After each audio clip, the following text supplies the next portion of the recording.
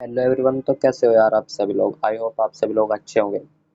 Welcome back to a new video. दोस्तों आज की इस वीडियो के अंदर हम क्या करने वाले हैं, हमारा गॉस थ्योरम के एप्लीकेशन चल रहे हैं। उसके लिए हम सबसे पहले इसमें पांचवा एप्लीकेशन करेंगे, क्योंकि इससे पहले की जो वीडियो है उसके अंदर हम 4 एप्लीकेशन ऑलरेडी कर चुके हैं।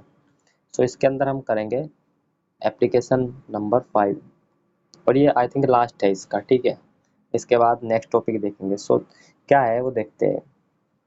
कह रहे हैं कि electric field intensity between the और आउटसाइड या parallel oppositely charged and non conducting plate. कह रहा है कि हमारे पास दो प्लेट है जो अपोजिट चार्ज्ड है। कह रहा है ना कि ये लिखा है देखो, अपोजिटली चार्ज, यानी का एक हमारे पास प्लस क्यू चार्ज से चार्ज्ड है और एक हमारे पास निगेटिव चार्ज से चार्ज्ड है। ठीक है, तो हम इनके आउटसाइड यानी कि इनके बाहर और इनके इनसाइड, इनके बीच में electric field intensity find out करेंगे। और ये दो प्लेट है जो पैरेलल रखी हुई है।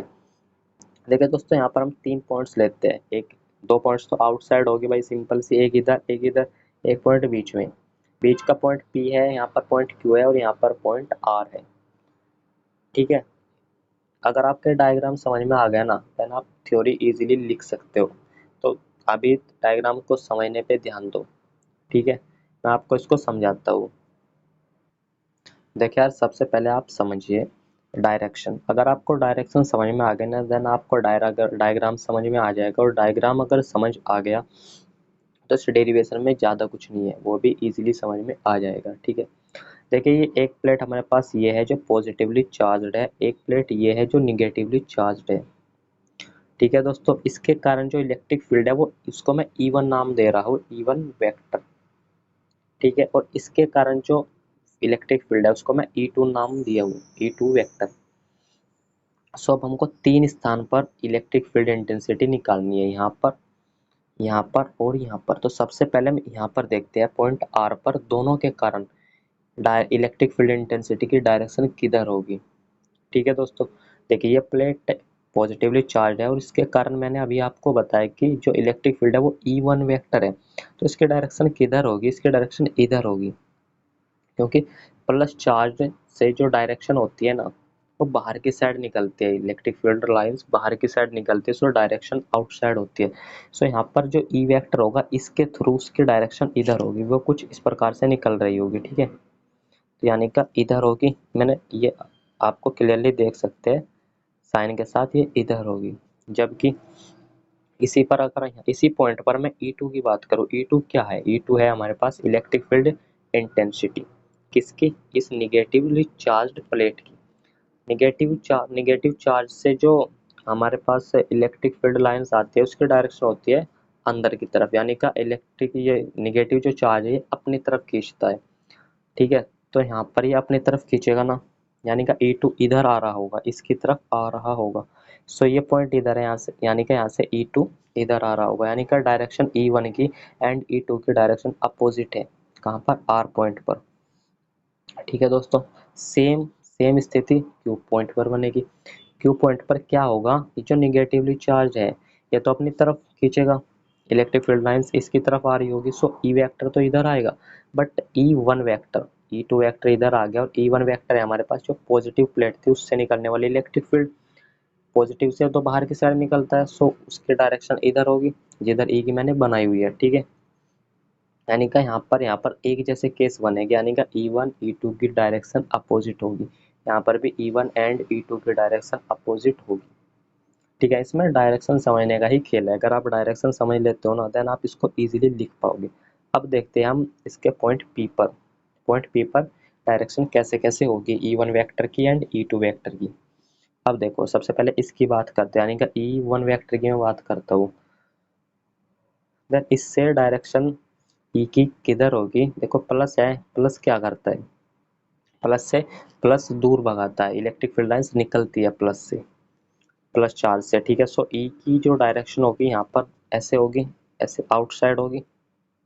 ठीक है, बाहर की तरफ होगी। और ई टू क्या होता है, ई टू अपनी तरफ खींचता है, यानी कि ई टू की डायरेक्शन इधर होगी और इधर से बात करूँ तो इधर होगी, और E1 की भी इधर होगी, यानी कि पॉइंट P पर E1 की डायरेक्शन एंड E2 की डायरेक्शन सेम हो जाएगी। आई होप आपको ये सब समझ आया होगा। ठीक है, अब हम चलते हैं लैंग्वेज और डेरिवेशन पर। देखो यार, मैंने अभी तक क्या बताया, मैंने बताया हमने तो हमारे पास दो प्लेट है जो अपोजिटली चार्ज्ड है, और इसके इनके कारण तीन केस बनेगा। पॉइंट यहाँ पर होगा, यहाँ पर होगा, दोनों के बीच में और दोनों के बाहर। अब यहाँ पर हमको electric field intensity find out करनी है। तीन पॉइंट मैंने लिया, point P Q and R. R और क्यू पर डायरेक्शन अपोजिट होगी E1 वेक्टर एंड E2 की, ठीक है। E1 हमारे पास पॉजिटिव जो प्लेट है उसके कारण इलेक्ट्रिक फील्ड है, जबकि E2 निगेटिव प्लेट के कारण इलेक्ट्रिक फील्ड है। जबकि जो जो दोनों के बीच में जो पॉइंट है वहाँ पर दोनों की डायरेक्शन सेम होगी। तो चलिए जो अब इसको लैंग्वेज में लिखते हैं। Let us consider two parallel oppositely, parallel यानी का समांतर, अपोजिटली यानी का विपरीत, चार्ज्ड नॉन कंडक्टिंग प्लेट्स है हमारे पास, ठीक है। समांतर रखी हुई है, अपोजिट चार्ज से चार्ज्ड है यानी का विपरीत आवेश से आवेशित है, नॉन कंडक्टिंग है यानी का अचालक है। लेट, देखो दो प्लेट है तो इसका भी सरफेस चार्ज डिस्ट्रीब्यूशन कुछ होगा और इसका भी कुछ होगा, इसका प्लस होगा इसका माइनस होगा, वही मैंने लिखा है। Late plus sigma and minus sigma be the surface charge density. क्या है सरफेस चार्ज डेंसिटी, यानी का पृष्ठ आवेश घनत्व of positive and negative plates. Positive यानी का धनात्मक जो प्लेट है उसका प्लस सिग्मा है, और निगेटिव यानी का ऋणात्मक जो प्लेट है, ऋणात्मक प्लेट का मतलब है ऋणात्मक चार्ज से आवेशित प्लेट, उसका हमारे पास माइनस सिग्मा है। Then electric field due to positive plate, यानी का जो पॉजिटिव प्लेट है उसके कारण इलेक्ट्रिक फील्ड क्या होगा, उसके कारण होगा E/2πε0। ये होता है, ये हमने कल कल की जो मैंने वीडियो बनाई थी, मैंने बताया था आपको, उस फॉर्मूले से इसकी हमने डेराइव किया था, ठीक है। उसी फॉर्मूले से हमारे पास ये होता है कि σ/2ε0। E2 भी सेम होगा, E2 क्या होगा हमारे पास वो देखिए, electric field due to negative plate यानी का E2 वेक्टर, ये भी अपने पास सेम ही होगा, σ/2ε0। अब हम देखते हैं वन बाय वन करके, जो हमारे पास तीन केस बने थे दोनों के बीच में, between the plates, then resultant electric field क्या होगा। प्लेट के बीच में क्या है, प्लेट के बीच में दोनों की डायरेक्शन सेम है, यानी का इलेक्ट्रिक फील्ड E1 यानी का पॉजिटिव प्लेट के कारण, E2 निगेटिव प्लेट के कारण दोनों ऐड हो जाएगा।